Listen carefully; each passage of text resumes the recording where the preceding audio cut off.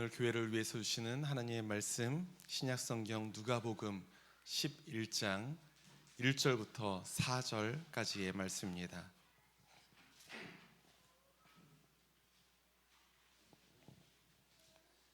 짧은 말씀이고요, 우리에게 익숙한 말씀인데요, 우리 함께 한 목소리로 말씀 읽겠습니다.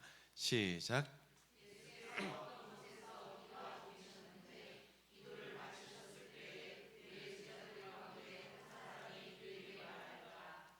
주님, 요한이 자기 제자들에게 기도하는 것을 가르쳐 준 것과 같이 우리에게도 그것을 가르쳐 주십시오. 예수께서 그들에게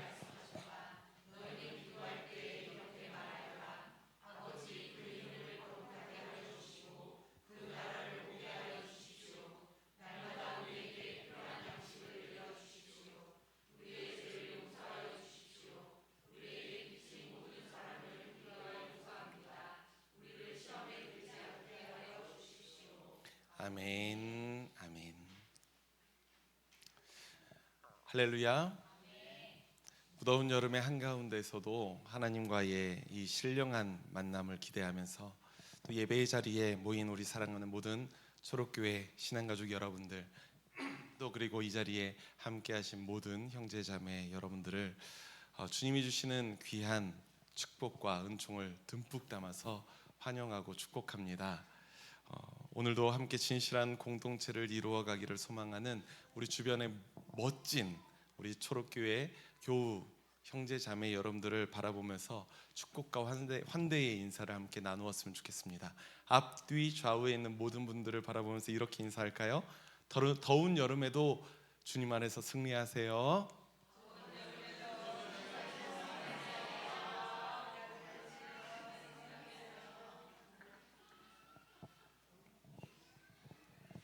더운 여름에도 주님 안에서 승리하시기 바랍니다. 사실 제가 항상 저의 목을 위해서 기도해 주시고 또 여러모로 도와주시는 분이 계십니다. 우리 영인이의 아버님께서 목을 신경을 많이 쓰시면서 이렇게 많이 주세요. 제가 최근에는 그걸 꾸준히 먹고 있어서 많이 좋아집니다. 그런데 오늘 어린이 예배를 한번 드리고 나면 어린이 예배가 굉장히 격한 노래가 많고, 근데 대신에 음이 낮아요. 근데 제가 낮은 곡을 하면 목이 쉬는 습성이 있습니다. 그래서 저는 높이 부르는 게 훨씬 저에게는 편한데 어린이 찬양을 신나게 부르고 나면 목이 가요. 희한하죠. 갑자기 또 목이 잠기더라도 저는 열심히 하고 있다라는 책임감을 느껴서 목 상태 요즘 굉장히 좋다라는 말씀을 드리고자 합니다. 네, 여러분 혹시 여러분 주변에 참 이 사람 소통이 안 된다라는 사람 있지 않습니까? 저는 최근에 그런 사람을 한 명 만난 적이 있어서 참 힘들었습니다. 한 3, 4일 동안 아주 힘들다기보다는 아주 깝깝하게 지냈던 기억이 있습니다. 나의 말이 내가 뭐라고 했긴 했는데 나의 말이 그에게 전달되는 것 같지 않고 왠지 답답하고 불편한 느낌만 주는 그런 사람들, 여러분들 주위에도 한두 명 정도는 계시지 않을까 싶습니다. 때로는 세대 차이 때문에 소통이 어려운 적도 있고요, 또 생활 방식의 차이 때문에 또는 성격의 차이 때문에 소통이 안 되는 경우도 있죠. 또는 오히려 그 사람의 문제가 아니라 나 자신의 문제 때문에 나 자신이 다른 사람들과의 소통하는 것이 어려운 사람일 수도 있습니다. 늘 우리는 다른 사람들을 먼저 바라보며 지적하기보다는 내가 나의 지적에도 걸려 넘어지지 않는가 한번 성찰해 보는 것을 반복적으로 하는 것을 여러분들에게 좀 권면해 드립니다. 그렇게 소통하기가 어려운 관계에 있는 사람들과 우리가 함께 무언가를 해야 할 때가 있잖아요. 그럴 때는 무언가를 함께 일을 도모해야 되는데 그런 과정에서는 늘 소통을 해야 되잖아요. 근데 그 소통을 할 때 우리는 너무나도 소통이 안 되면서 상대방에게 화를 내거나 대화하기를 포기하고 돌아서 버리는 경우도 있습니다. 하지만 소통하는 것을 포기할 수 없는 관계도 분명히 존재합니다. 우리가 부모님과 나와의 관계에서 어떻게 부모님과의 소통하는 것을 우리가 포기하겠습니까? 자녀와 나와의 관계에서 어떻게 자녀와 소통하는 것을 부모가 포기할 수 있겠습니까? 때로는 포기하는 자녀와 부모도 있더라고요. 그런데 그 경우에는 결국에는 이미 부모 자녀와의 관계가 깨어진 이후에 포기해 버리는 거잖아요. 그들 나름대로 소통이 되든 안 되든 나름 노력하고 있는 모습은 우리가 볼 수 있지 않습니까?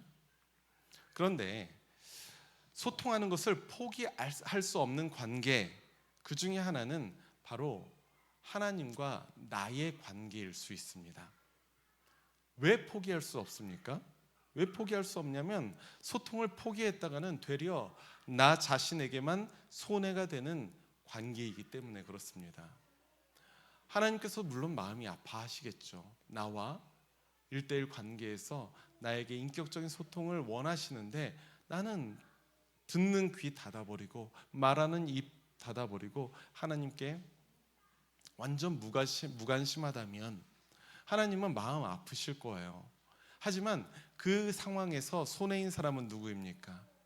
손해인 사람은 하나님이 아니라 바로 우리라는 것이죠.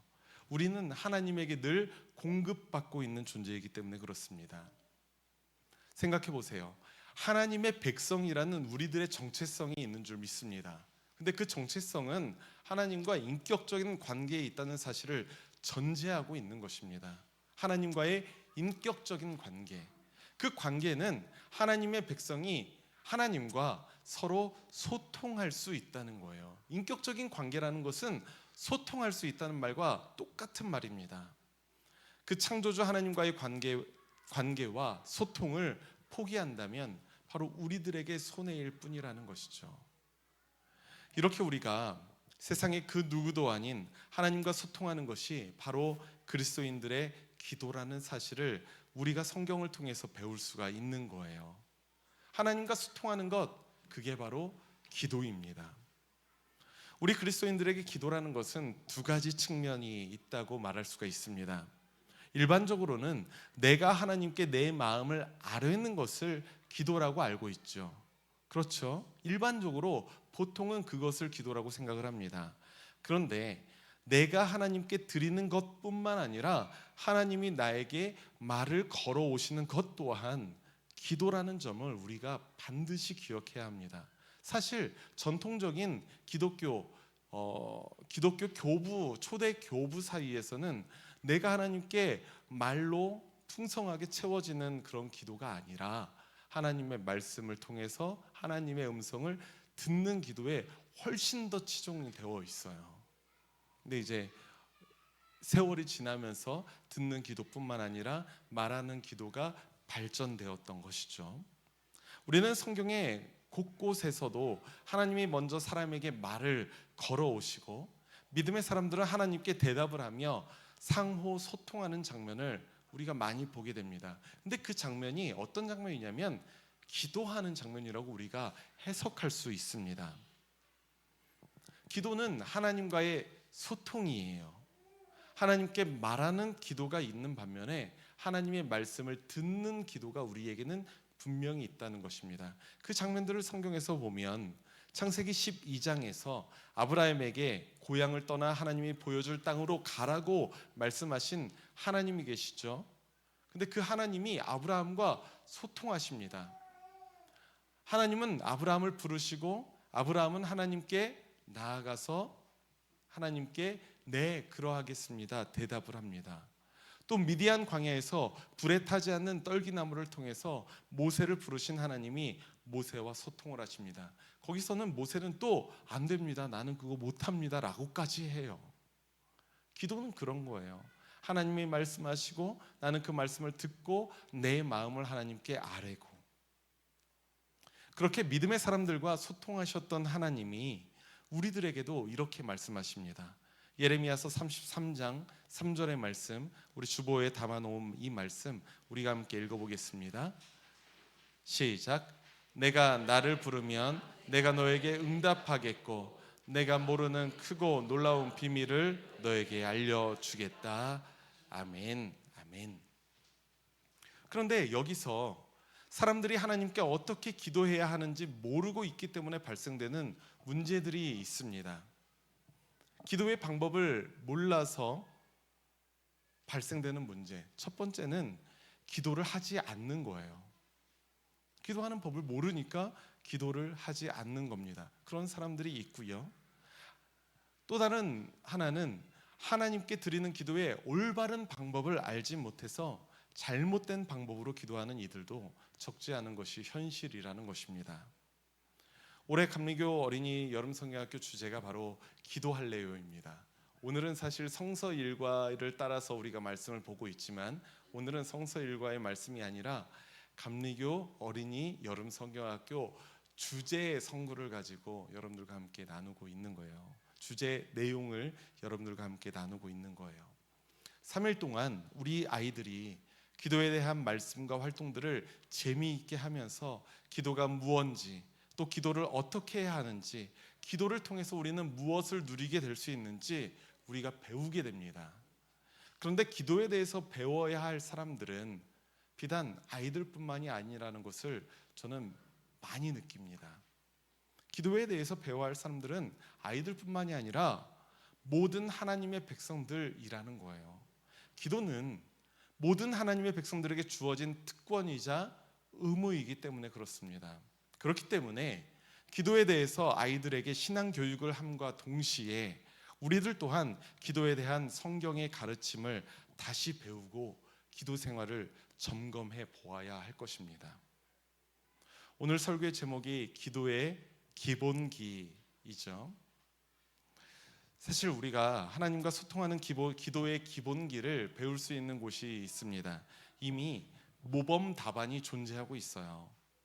우리가 소위 주기도문이라고 부르는 것을 예수님께서 우리에게 가르쳐 주지 않으셨습니까? 기도의 기본기는 첫 번째로는 예수님이 가르쳐 주신 바로 그 기도에서 우리가 배울 수 있는 것입니다. 오늘 우리가 읽은 누가복음의 본문이 바로 그 주기도문 본문이죠. 그런데 주기도문의 본문이 복음서에서는 두 군데에 기록되어 있습니다. 마태복음 6장이 기록되어 있고요. 또 오늘 우리가 읽었던 누가복음 11장의 본문이 우리가 볼 수 있는 부분이죠. 근데 누가복음 11장 본문을 우리가 볼 때에 저희 태블릿이 꺼져가지고 제가 조금 당황했습니다. 누가복음 11장 본문을 보면 약간 좀 다르잖아요. 우리가 마가복음 6장에 있는 본문을 보면 내가 하는 주기도문하고 굉장히 유사한데 11장의 본문은 우리가 낯섭니다. 누가복음 11장에서는 한 제자가 예수에게 나와 물어요. 기도하는 것을 가르쳐 달라고. 나 기도하지 못하겠어요. 기도하는 법을 좀 알려주세요 라고 요청을 합니다. 제자의 요청에 예수님은 너희는 기도할 때 이렇게 말하여라 라고 말씀하시면서 주기도문을 알려주셨던 겁니다. 근데 당시 보면 예수님을 따르던 제자들이 있고 또 세례 요한을 따르던 제자들이 있고 또 다른 그 당시의 예언자들이라고 불리는 그 사람들을 따르던 스승을 따르던 사람들이 있습니다. 근데 그 사람들마다 스승님에게 우리 공동체의 기도가 무엇인지를 물어보았어요. 그래서 오늘 이 예수님에게 요청하고 있는 이 제자의 마음도 기도하는 법을 일일이 여름 성경학교처럼 가르쳐 달라라기보다는 우리 공동체가 향유할 수 있는 바로 그 기도, 예수님이 우리에게 가르쳐 주실 기도, 바로 그 기도를 우리에게 알려주세요라는 말이라는 거예요.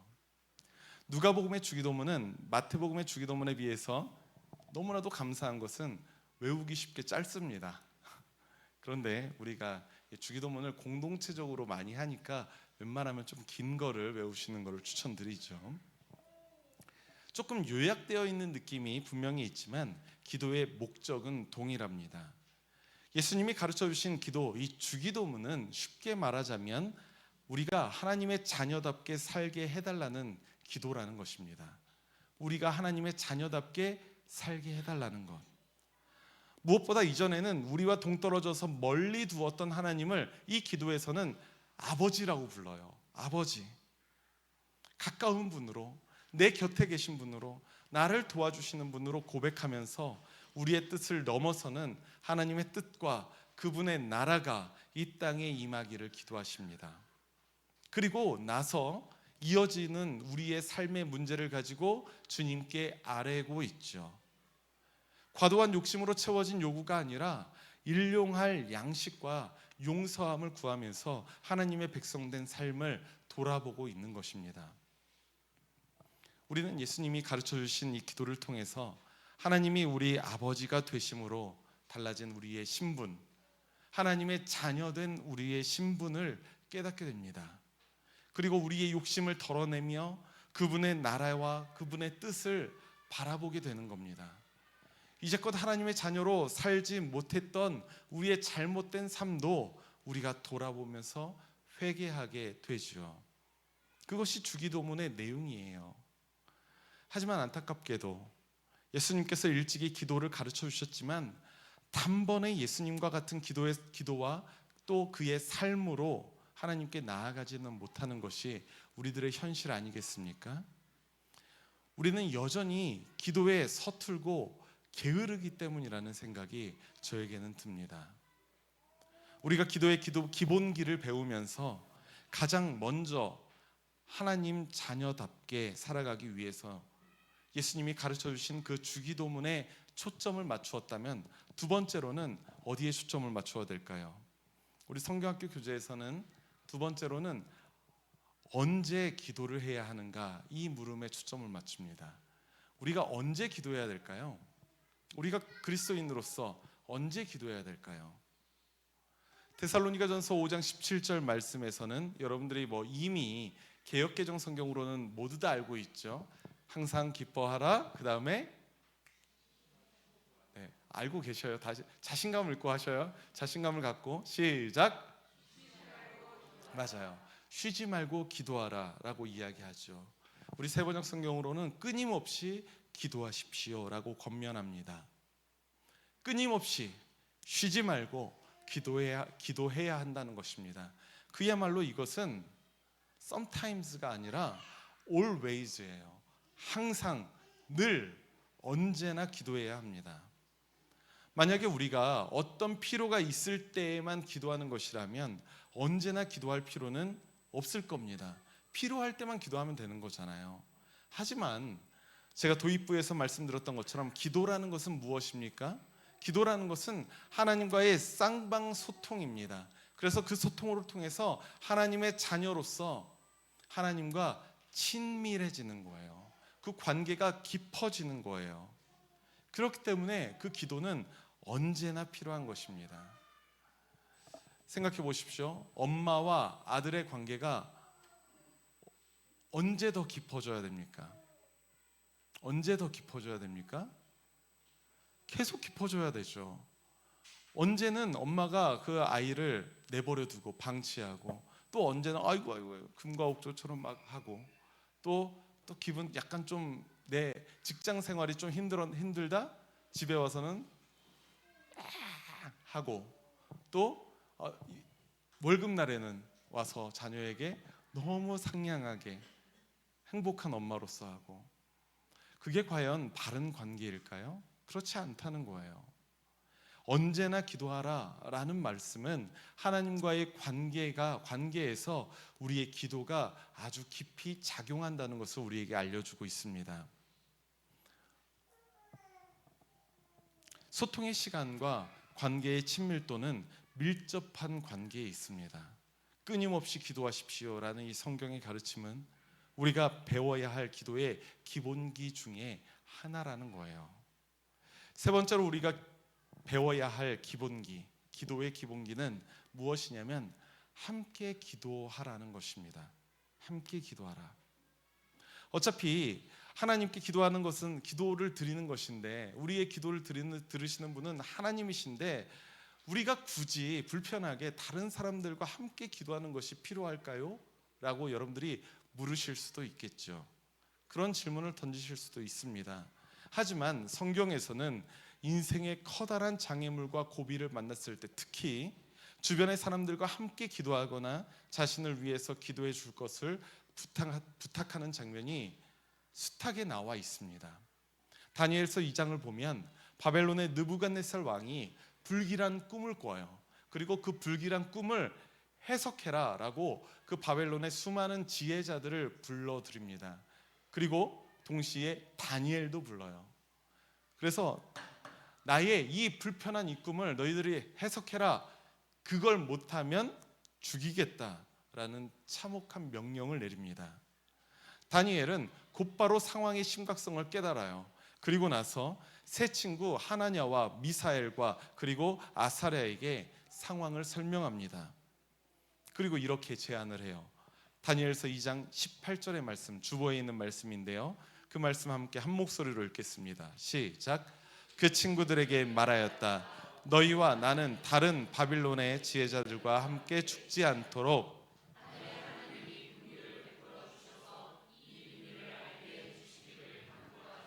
아멘. 다니엘이 이방의 땅에 살면서도 왕의 이 잔혹한 요청 앞에서 믿음직한 그 친구들과 함께 기도합니다. 간구합니다. 바로 그날 밤에 다니엘이 환상을 보고 왕이 꾸었던 꿈의 비밀을 알게 되었으면 물론이에요. 다니엘은 그 난관을 기도로 극복해 나아갑니다. 그런데 하나님께 나와 하나님 나를 살려주세요가 아니라 자신의 친구들과 함께 기도함으로 그 난관을 극복하고 있어요. 십자가 앞에서 예수님 또한 함께 기도하는 것이 필요하셨습니다. 고난의 십자가를 앞에 둔 예수님이 겟셋마네 동산에 오르실 때에 어떻게 하십니까? 혼자 짐을 지고 혼자 아무도 없는 공간에서 조용히 기도해야 되겠다라고 오르시지 않았습니다. 예수님은 혼자 산에 오르신 것이 아니라 그의 사랑하는 제자 베드로와 요한과 야고보를 데리고 가서 내가 정말로 괴로워 죽을 지경이니 자신과 함께 이곳에 머물면서 깨어 있으라 라고 말씀하십니다. 물론 제자들은 깨어 있었나요? 못 깨어 있었나요? 자고 있었어요. 예수님과 함께 기도하진 않았습니다. 그러니까 예수님의 마음은 얼마나 더욱더 무거웠겠습니까? 함께 기도해 주었으면 예수님의 그 고통을 조금이나마 덜어 주었을 수 있었을 텐데 라는 생각이 들어요. 하지만 예수님의 십자가는 오로지 예수님이 홀로 지시는 고통이었기 때문에 성경적으로는 또 이러한 장면이 옳겠다 싶기도 합니다. 예수님도 하나님께 기도하셨습니다.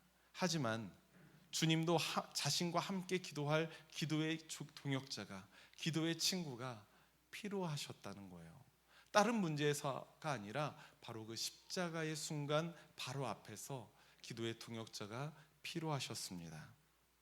마지막으로 우리가 배워야 하는 기도의 기본기는 우리의 기도가 하나님이 사용하시는 기도가 되어야 한다는 것입니다. 이건 매우 중요한 부분입니다. 우리의 기도가 하나님이 사용하시는 기도가 되지 않는다면 그 기도는 그저 의미 없는 말이 되기 때문에 그렇습니다. 제가 아까 어린이 예배 시간에도 이야기했지만 제가 요즘 아이들이 쓰는 언어 습관 중에서 정말 안 좋아하는 것 중에 하나가 있어요. 뭐냐면 어떻게 말을, 상대방이 어떤 말을 하든 그것을 반사하는 것처럼 그냥 외면해 버리는 겁니다. 응, 아니야, 이거예요. 응이라는 건지 아니라는 건지 헷갈리는 응, 아니야. 이 말은 yes라는 말도 아니고 no라는 말도 아닙니다. 네 말 내가 안 들을 거야 라는 말이에요. 이거는 그냥 그 관계를 끊자라는 말로 저에겐 들리기 때문에 아이들이 이 말을 쓸 때 저는 무척 마음이 불편합니다. 들어는 봐야지, 싫더라도 들어는 보고 그거에 대해서 no를 하면 되는데 여기에 응 아니야, 응 아니야, 뭐 어쩌라고 이렇게 나온다는 거예요. 근데 하나님이 사용하시는 기도가 되지 않는다면 말 그대로 그렇게 의미 없는 말이 된다는 거예요. 우리의 기도가 하나님이 사용하시는 기도가 되기 위해서는 어떻게 해야 될까요? 그건 우리가 기도의 본질에 대해서 알아야만 합니다. 기도의 본질에 대해서 가장 잘 알려주는 성경 말씀은 마태복음 6장 33절 말씀인데요, 우리 함께 이 말씀 함께 읽겠습니다. 시작. 너희는 먼저 하나님의 나라와 하나님의 의를 구하여라. 그리하면 이 모든 것을 너희에게 더하여 주실 것이다. 아멘. 너희는 먼저 하나님의 나라와 그의 의를 구하여라. 먼저 그리고 이 모든 것을 너희에게 채우실 것이다. 오늘 우리가 읽었던 본문의 말씀도 보십시오. 주님께서 이렇게 기도해라 라고 말씀하시고 첫 말씀이 무엇입니까? 아버지, 그 이름을 거룩하게 하여 주시고 그 나라를 오게 하여 주십시오. 그리고 나서 예수님은 말씀하십니다. 날마다 우리에게 필요한 양식을 내려주십시오. 이 말씀을 통해서 우리는 기도는 나의 욕망과 바람을 하나님께 관철시키는 것이 아니라 하나님의 나라와 하나님의 의를 이루어 가시는 하나님의 뜻에 나를 맞춰서 나를 조율해 나가는 것임을 분명히 깨닫습니다. 이것이 기도의 본질이라는 거예요. 하나님의 뜻에 조율된 나의 기도는 이제 하나님이 이루어 가시는 그 섭리 안에서 사용되게 됩니다. 그러니까 이곳에서 이루어지는 기도의 응답은 무엇입니까? 나의 욕망이 채워지는 것이 기도의 응답이 아니라 하나님의 뜻대로 이루어지는 것이 기도의 응답이에요. 우리의 기도가 그저 땅에 떨어지는 기도가 아니라 하나님께 사용되어서 하나님 나라의 성취에 일조하는 기도가 되기를 주님의 이름으로 축원합니다. 우리 사랑하는 초록교회 신앙가족 여러분, 오늘부터 어린이부 여름 성경학교가 시작되는데요.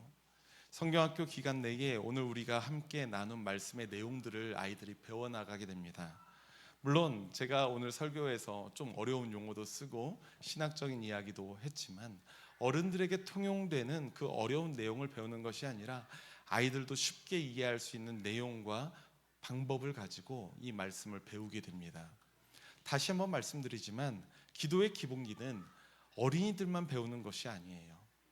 내가 지금껏 하나님께 드렸던 기도를 오늘 이 시간 말씀을 통해서 되돌아보면서 성찰하시는 은총이 저와 여러분들에게 있기를 간절히 소망합니다. 올바른 기도를 하기 위해서는 기도의 기본기가 필요합니다. 요즘 파리올림픽이 지속되고 있는데 모든 스포츠, 모든 운동이 그래요. 기본기가 잘못되어 있으면 중간에 다치거나 좋은 실력을 내기가 어렵죠. 그 기본기를 우리는 예수님의 주기도문을 통해서 배워야 하고요. 끊임없이 기도하면서 하나님과의 친밀도를 키워 나아가야 합니다. 이것이 기본기예요. 그리고 다른 사람과 함께 기도하면서 인생의 고비를 더욱 지혜롭게 넘어가야 하고 기도의 본질을 기억하면서 하나님께서 사용하시는 기도를 해야만 합니다. 무엇보다 우리가 단 1분이라도 하나님의 이름을 부르면서 진솔하게 기도하는 시간을 갖는 여러분들이 되시기를 간절히 소망합니다. 그저 기도에 대해서 배우는 것으로는 부족합니다. 기도에 대해서 배웠으면 기도해야죠. 그리고 그 기도하는 그 시간이 성도 여러분들에게 정말로 복된 시간이 될 줄 믿습니다. 저와 여러분들에게 저마다의 가볍거나 또 무거운 기도의 제목들이 있을 거예요. 기도의 제목이 없는 사람이 어디 있겠습니까?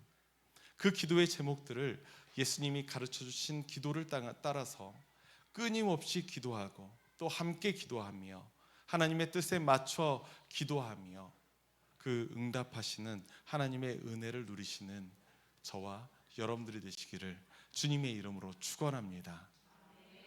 우리 함께 말씀을 기억하면서 주보에 있는 공동체의 기도, 우리 한 목소리로 함께 기도하겠습니다. 함께 기도하겠습니다. 시작. 우리의 간절한 기도를 들으시고 주님의 뜻대로 응답하시는 자비하신 하나님 아버지, 우리가 하나님의 자녀로 기도할 수 있는 특권을 주셔서 감사합니다. 우리가 누릴 기도의 특권을 놓치지 않고 기도함으로 주님과 더욱 친밀한 주의 자녀가 되게 하옵소서. 세상을 분주하게 살아가다가 때로는 우리가 기도할 때를 놓치고 맙니다. 우리 마음을 어지럽히는 두려움 때문에 기도보다는 걱정, 근심과 원망을 쏟아낼 때도 있습니다. 성령 하나님께서 우리의 마음을 굳게 붙드셔서 주님을 바라보며 겸손히 기도하게 하옵소서. 늘 우리의 기도에 귀 기울이시는 예수님의 이름으로 기도합니다. 아멘.